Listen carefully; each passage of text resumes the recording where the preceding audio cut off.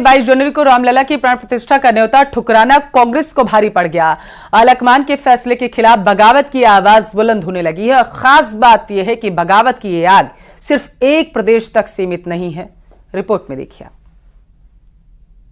पर सियासत जारी, निमंत्रण ठुकराना पड़ने लगा भारी। कई राज्यों में उठने लगे बगावत के स्वर। वक्त रहते जाओ सुधर, 24 के संग्राम में बुरा होगा अंजाम। साफ दिखेगा न्योता ठुकराने का परिणाम। जहां तक निमंत्रण का सवाल है, इसको ठुकराने का क्या मतलब है? हम क्या संदेश दे रहे हैं? जो नुकसान होना था हो चुका है और चुनाव में दिख जाएगा। जय श्री राम, कांग्रेस में कोहराम।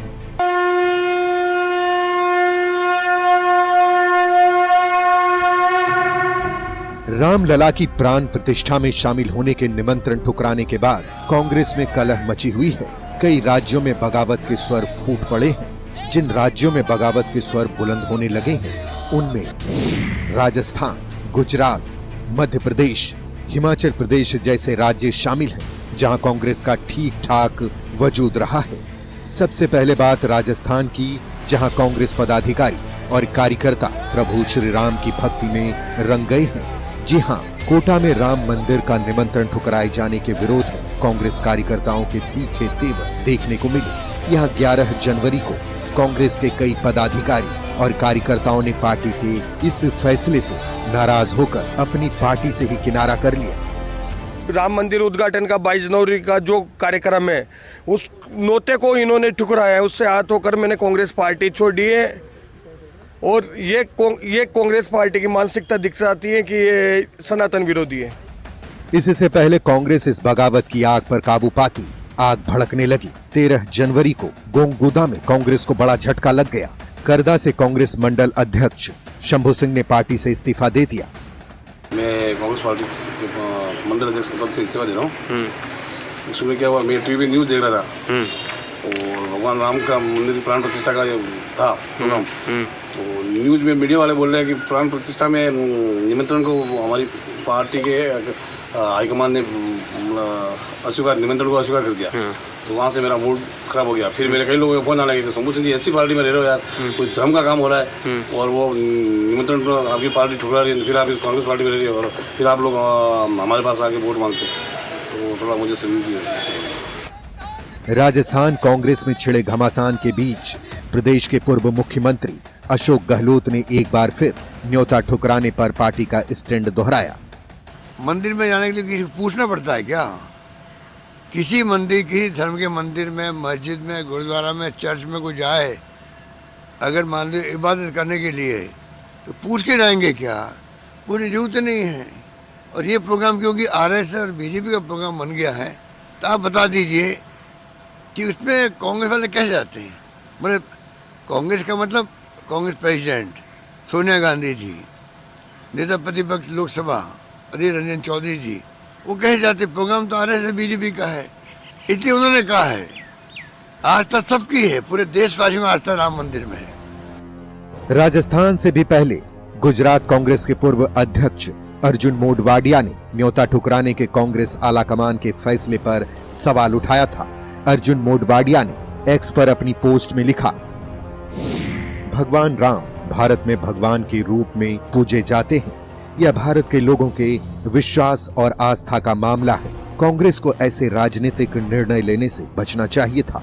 इसके बाद हिमाचल प्रदेश इकाई की प्रमुख प्रतिभा सिंह ने मंदिर निर्माण की पहल के लिए प्रधानमंत्री मोदी की सराहना करके कांग्रेस को असहज कर दिया। विरोध करने वाले नेताओं में एक नाम लक्ष्मण सिंह का भी जुड़ गया है। लक्ष्मण सिंह कांग्रेस पार्टी के पूर्व विधायक हैं और मध्य प्रदेश के पूर्व मुख्यमंत्री दिग्विजय सिंह के भाई हैं। उन्होंने दो टूक शब्दों में कह दिया कि राम मंदिर का न्योता ठुकराना कांग्रेस पार्टी को बहुत भारी पड़ेगा। जहां तक निमंत्रण का सवाल है, इसको ठुकराने का क्या मतलब है? हम क्या संदेश दे रहे हैं? जब राजीव गांधी जी ने वहां ताला खुलवाया था, तो आप कौन है मना करने वाले?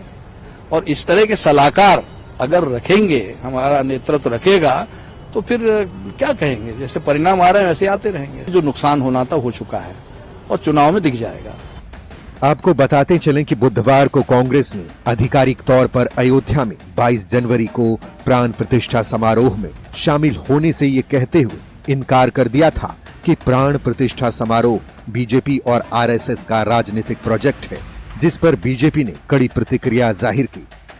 जिसके किस्मत में होता है ना, वही राम के दरबार में जा सकता है। उनके भाग्य में नहीं है राम के दरबार में पहुंचना।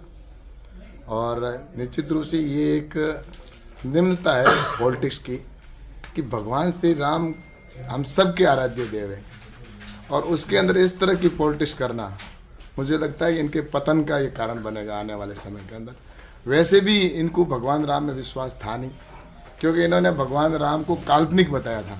कांग्रेस की मानसिकता मुझे लगता है राम विरोधी रही है और उसी वो बरकरार रखना चाहते हैं, और पूर्वाग्रह से ग्रसित हो गए हैं वो।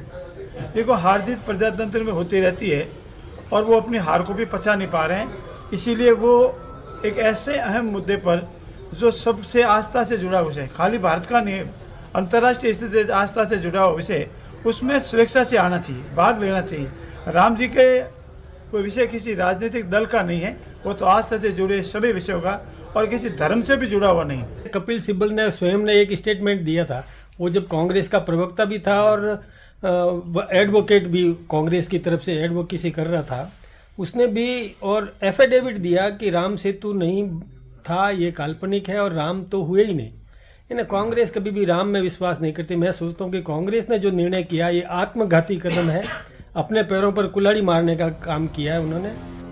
कांग्रेस का निमंत्रण ठुकराना बीजेपी के लिए फायदेमंद माना जा रहा है, उस पर लगता आ रहा तुष्टीकरण का आरोप और मजबूत होता नजर आ रहा है। फैसले का सीधा मतलब ये निकलता है कि कांग्रेस ने चुनावी मौसम में बीजेपी को बैठे बिठाए एक मुद्दा दे दिया है। Bureau report, news 18 Rajasthan.